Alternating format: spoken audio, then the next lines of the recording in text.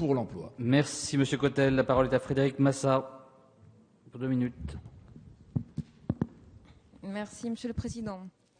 Rendre confiance à notre jeunesse, c'est l'accueillir normalement sur le marché du travail et non pas seulement lui offrir des stages, des contrats à courte durée déterminée et toute forme d'emploi temporaire et précaire. Gérer les talents dans l'entreprise, c'est s'adapter aux nouvelles générations et à leurs exigences, mais c'est aussi ne pas oublier de continuer d'ouvrir les voies du développement à leurs aînés. Autour d'un objectif partagé, l'entreprise doit organiser la coopération harmonieuse de plusieurs générations, avec pour chacune ses goûts, ses modes de vie, ses attentes. Le contrat de génération illustre ce concept de solidarité intergénérationnelle, encadré par une intervention des pouvoirs publics, et cela semble correspondre aux valeurs et aux préoccupations actuellement dominantes. Ainsi, selon un sondage d'Oseo en juillet 2012, 63% des employeurs envisagent de recourir au contrat de génération.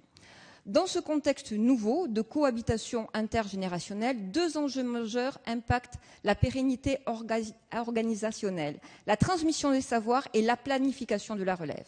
Des centaines d'entreprises disparaissent chaque année, faute d'avoir été transmises à temps, et d'autres, encore plus nombreuses, perdent peu à peu leur savoir avec les départs des baby-boomers. Ces départs vont s'accélérer, et je pense en particulier à des zones, notamment les territoires ruraux, les territoires de montagne, avec les thématiques de l'agriculture, de la filière bois, de l'artisanat qui sont concernés.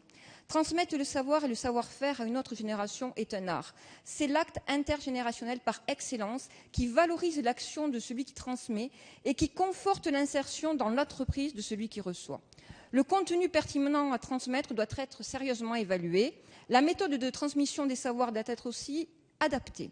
Les modes d'apprentissage des nouvelles générations sont profondément différents. Organiser un apprentissage intergénérationnel mutuel est une priorité. C'est ainsi une véritable politique générationnelle que le gouvernement initie aujourd'hui.